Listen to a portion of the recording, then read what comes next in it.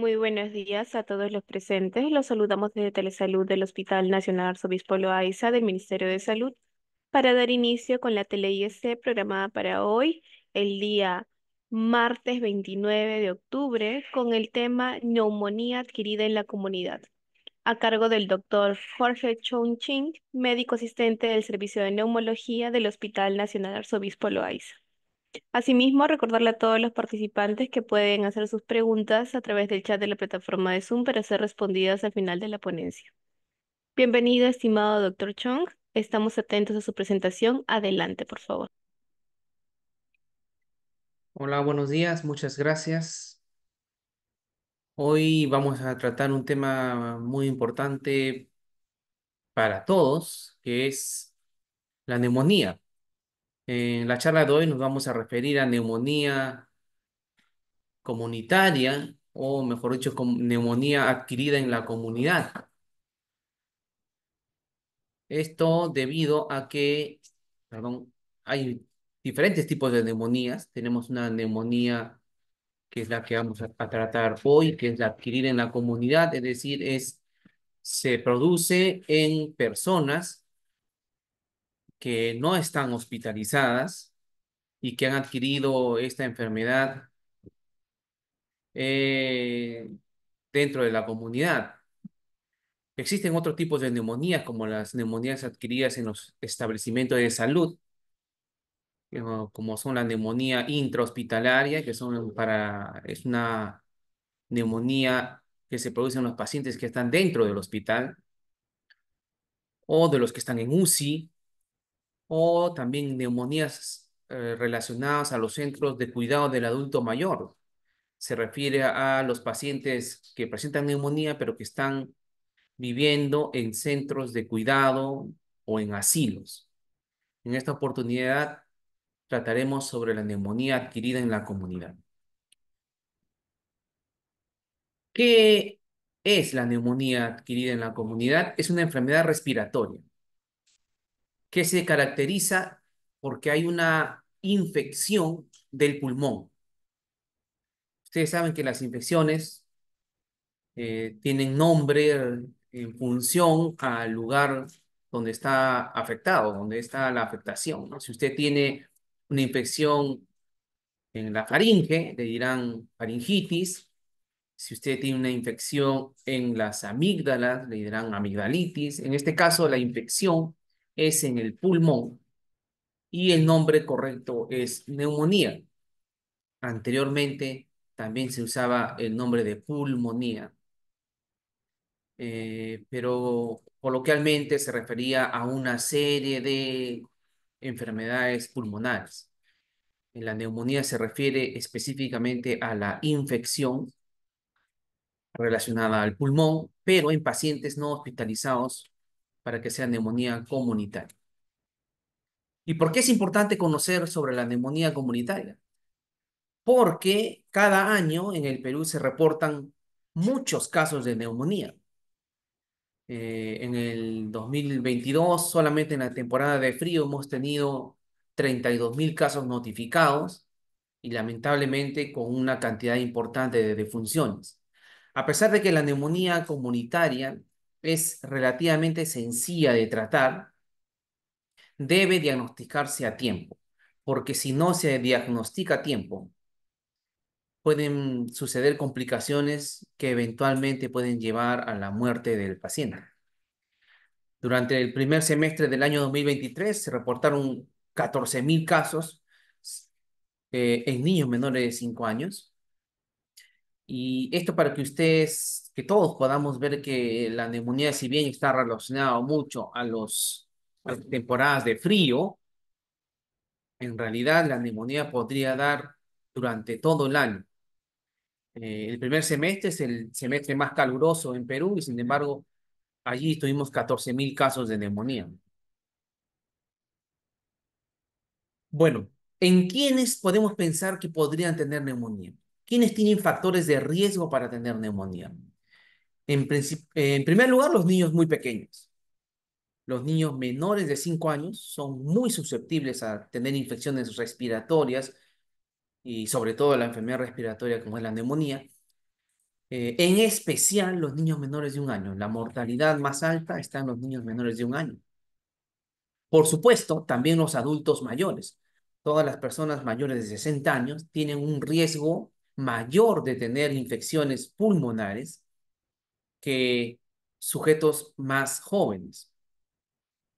Un dato importante a tener en cuenta que sobre quién puede tener neumonía son pacientes que han tenido o han cursado con un resfrío o una gripe, que le llamamos resfrío o gripe, pero en realidad han sido infecciones virales tipo influenza, que no han sido correctamente monitorizados y que luego de este episodio de resfrío o de gripe se complican hacia una neumonía.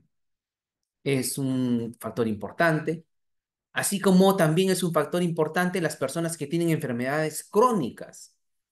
Por ejemplo, pacientes que tienen diabetes son más susceptibles a tener neumonías, sobre todo los pacientes diabéticos que no están bien controlados. De ahí la importancia de controlar con el médico especialista sus enfermedades crónicas.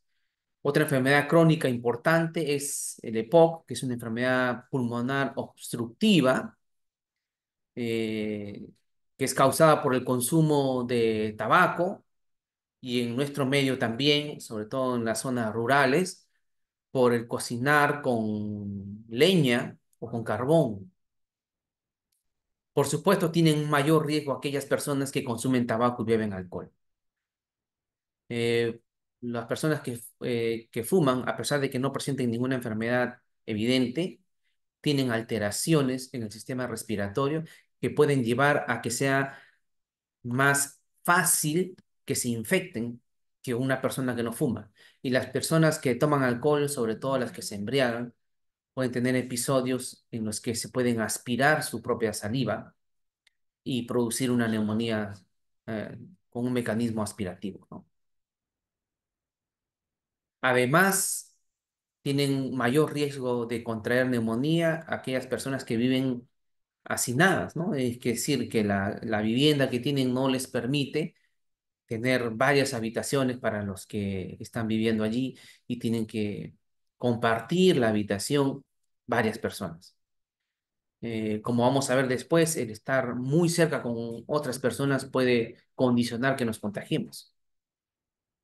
Las personas que viven en un entorno de bajos ingresos, es decir, que tienen unas viviendas en zonas periféricas, también son personas que pueden tener mayor riesgo de contraer neumonía, debido a que esos sitios suelen carecer de saneamiento básico, de agua para lavarse las manos, de desagüe para eliminar las excretas, los desechos.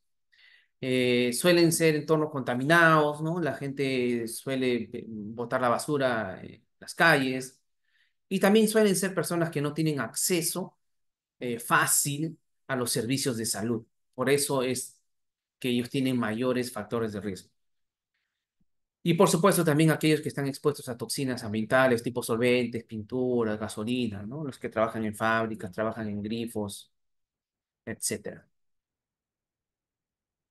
¿Y por qué se produce la neumonía?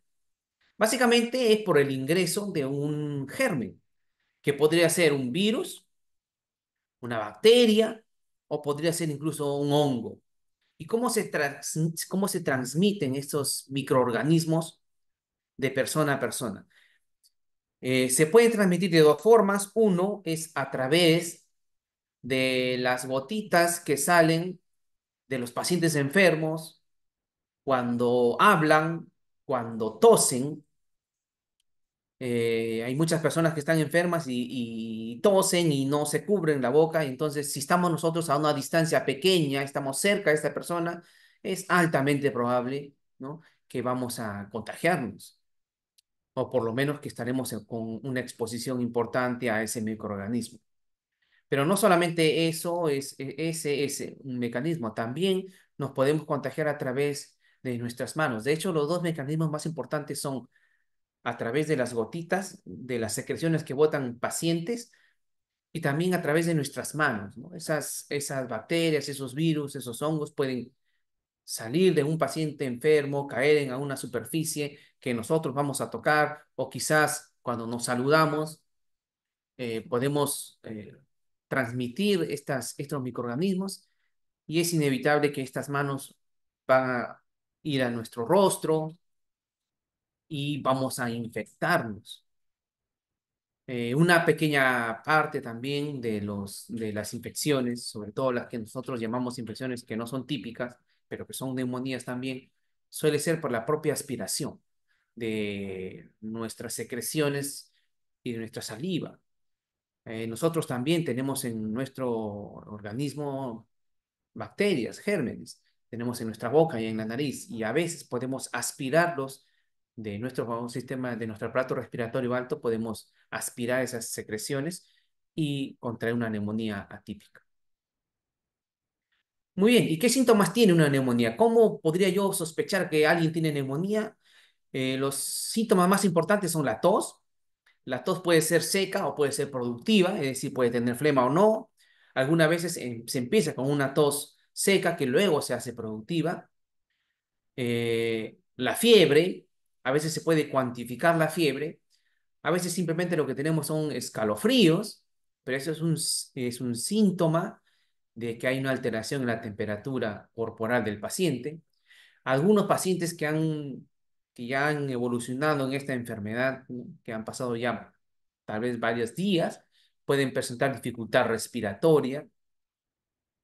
Los pacientes que están mucho más comprometidos ya pueden presentar confusión, y esto sobre todo en adultos mayores, están como desorientados, no pueden hilar frases completas. Y de los síntomas más generales está el malestar general, el decaimiento, la falta de apetito, y algunos pueden presentar dolor en el pecho, sobre todo al momento de que respiran o tosen. Ustedes podrán apreciar que estos síntomas pueden ser comunes a otras enfermedades también. Entonces, el problema de la neumonía es que a veces no se diagnostica a tiempo porque se confunde con otras enfermedades más leves, más pasajeras. No se les da el tratamiento y el manejo adecuado y pueden complicarse por ello, ¿no?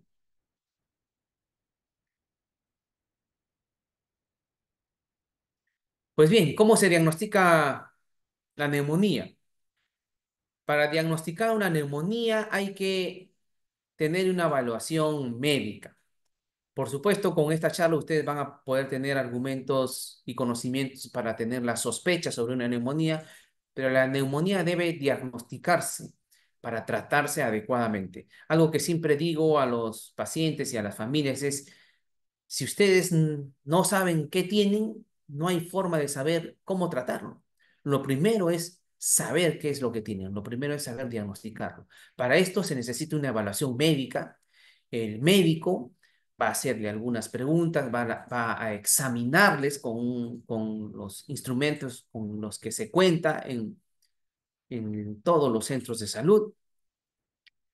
Probablemente le solicite una radiografía de pulmón y algunos análisis de sangre si es que lo considera necesario.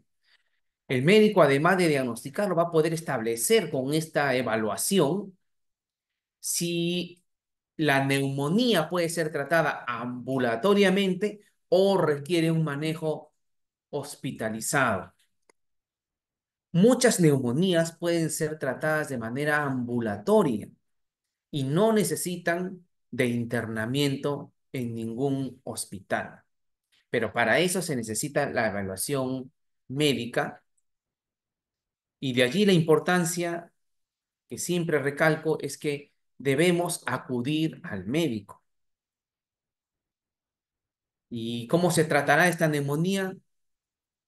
El médico va a tratar esta neumonía con hidratación, que es muy importante. Indicará los antibióticos necesarios. No siempre se usan los mismos antibióticos.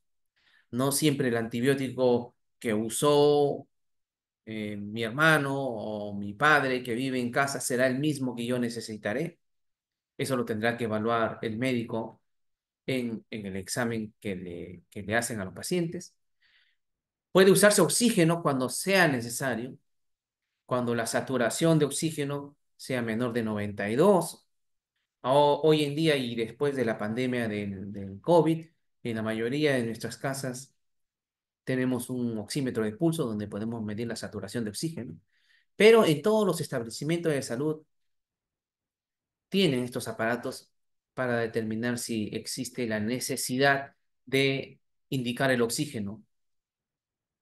Y por supuesto, los sintomáticos que se requieren, si tiene fiebre, le dará un antipirético, algunos pueden tener náuseas, eh, probablemente les dará un antiemético, algo para las náuseas, para los vómitos.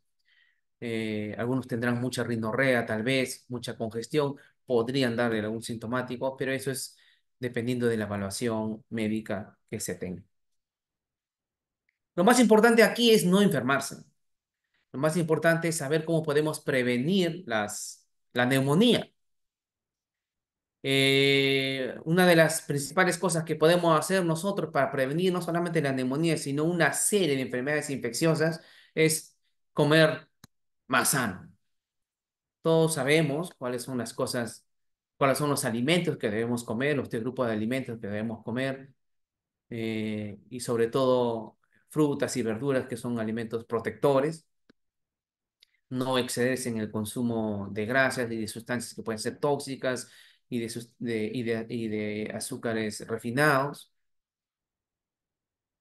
Hacer ejercicio nos ayuda mucho. No tienen que hacer ejercicios extenuantes, no necesariamente tienen que ir a un gimnasio, a hacer trabajos de máquinas, pero la caminata diaria, la bicicleta, la natación cuando se pueda, es una buena forma de mantenerse saludable. Además, el ejercicio nos ayuda a tener una mejor función pulmonar.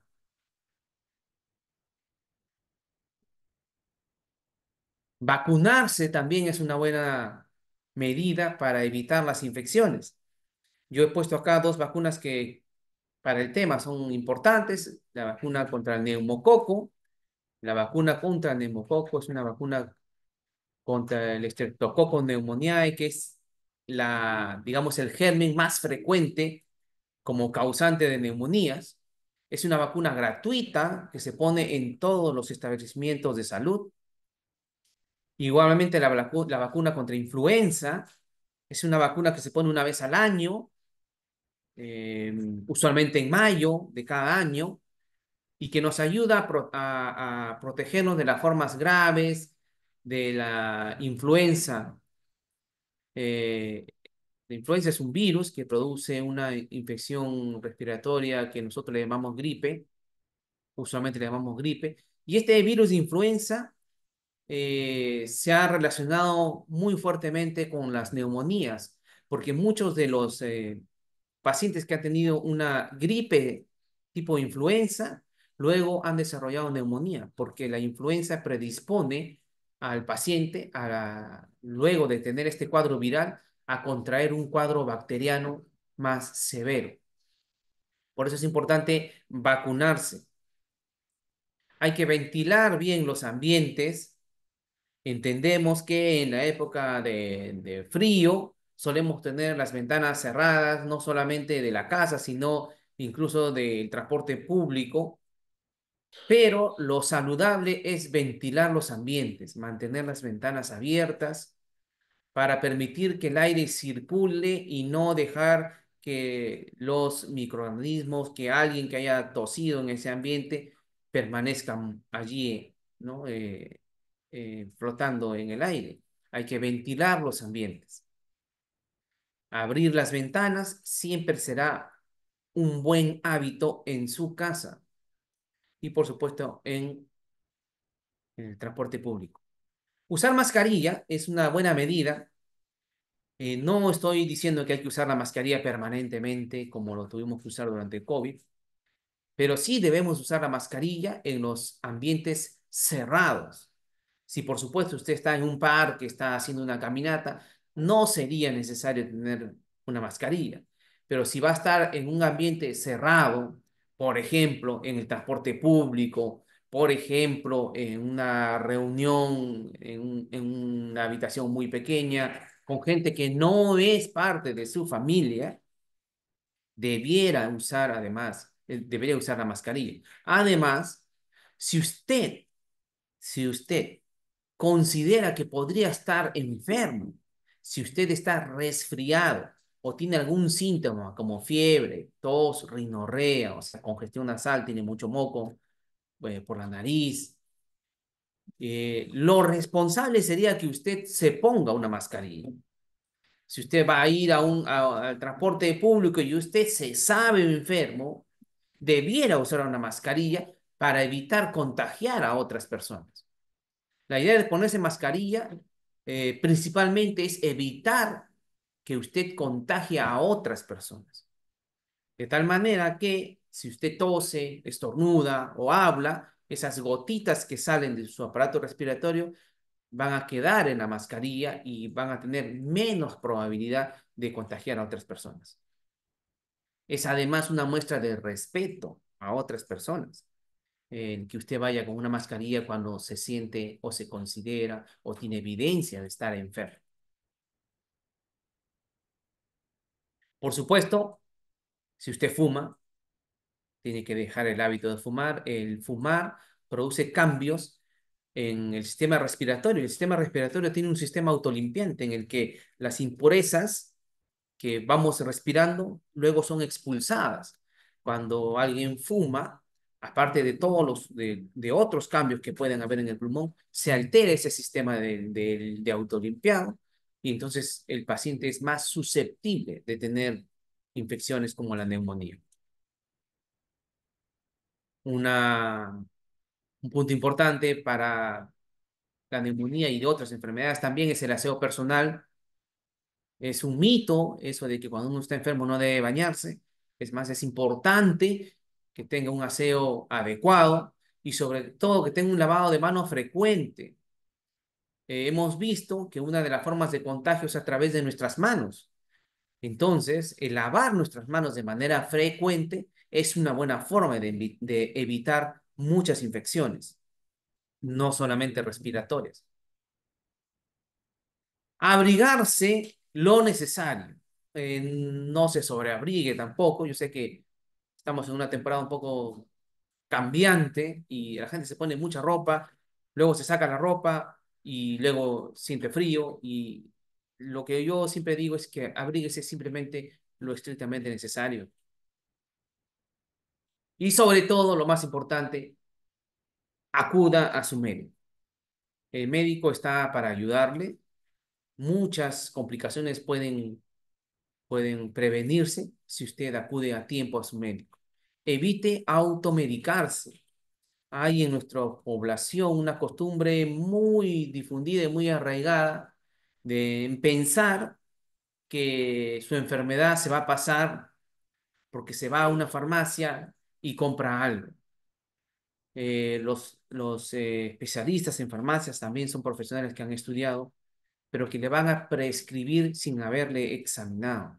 Lo correcto es que deben ser examinados, deben ser correctamente diagnosticados para recibir el tratamiento más adecuado, con la mayor probabilidad de que sea exitoso y la menor probabilidad de que tenga complicaciones. Muy bien, les agradezco por su atención. Si hay alguna pregunta, encantado de poder absolverla en la medida de lo posible. Muchas Mu- gracias. Muchísimas gracias, doctor Chung. Nos han realizado algunas preguntas, dudas respecto al tema. Nos consultan cómo puedo diferenciar la neumonía con un resfriado. Bueno, es una pregunta importante, ¿no? Y muy frecuente. Los resfriados suelen ser solamente de compromiso de la vía respiratoria alta, ¿no? Pueden tener fiebre tal vez un día, decaimiento, congestión, y se va resolviendo espontáneamente. Las personas que tienen neumonía, más bien se van agravando, ¿no? Y las personas que suelen tener neumonías mucho más severas, en el poco tiempo ya se agravan. De allí la importancia de que usted acuda al médico y sea el médico quien determine exactamente qué es lo que usted tiene, ¿no? Es lo que vuelvo a decir, ¿no? No Es una práctica muy riesgosa intentar automedicarse porque uno asume que esto va a ser pasajero, ¿no? Muchísimas gracias, doctor. Otra pregunta es, ¿cuáles son los efectos de la vacuna contra la influenza y neumococo ante la enfermedad? Bueno, los efectos son preventivos más bien. La vacuna contra el neumococo va a proteger contra las formas más graves del neumococo invasivo, ¿no? Que son, digamos, las enfermedades más severas. Igual el de influenza, lo que va a hacer es activar la inmunidad, va a hacer que nuestro cuerpo reconozca al virus, de manera que cuando el virus nos ataque, el cuerpo va a estar preparado para defenderse. Eso no quiere decir que usted no va a infectarse de influenza. Lo que va a hacer la vacuna es que al preparar nuestro cuerpo para una probable infección, nuestra respuesta va a ser mejor. Y en gran medida, los casos que se presenten de influenza van a ser más leves, ¿no? Muchísimas gracias, doctor. La siguiente pregunta es, ¿qué precauciones debo tomar con una persona enferma de neumonía? ¿Debo aislarla? A ver, primero tiene que tener una buena evaluación médica y el médico le indicará el tratamiento. En realidad, no es necesario aislar al paciente al 100%. Debe estar, sí, en un lugar ventilado, pero no es necesario aislarlo, a no ser que el médico haya establecido que sea una enfermedad infecciosa con alto riesgo de contagio, ¿no? Por supuesto, el paciente debiera tener una mascarilla para evitar que esas gotitas que salen cuando habla se diseminen en los ambientes, ¿no? Y debería lavarse las manos frecuentemente. Todos aquellos que viven con el paciente deben lavarse las manos con frecuencia. Muchísimas gracias, doctor. Finalizamos la ronda de preguntas. Agradecemos a todos los participantes que se han conectado el día de hoy y los invitamos a suscribirse a nuestro canal de YouTube. Nos pueden encontrar como Hospital Nacional Arzobispo Loaiza. Ahí podrán ver nuevamente las telecapacitaciones y tele-IEC. De igual manera, pueden escribirnos en los comentarios otros temas de interés que les gustaría que se tocaran próximamente. Y con nosotros sería hasta una próxima tele-IEC. Ha sido un honor tenerlo el día de hoy con nosotros, doctor Chung. Esperamos contar nuevamente con usted en una próxima oportunidad. Muchísimas Gracias, gracias. gracias a ustedes.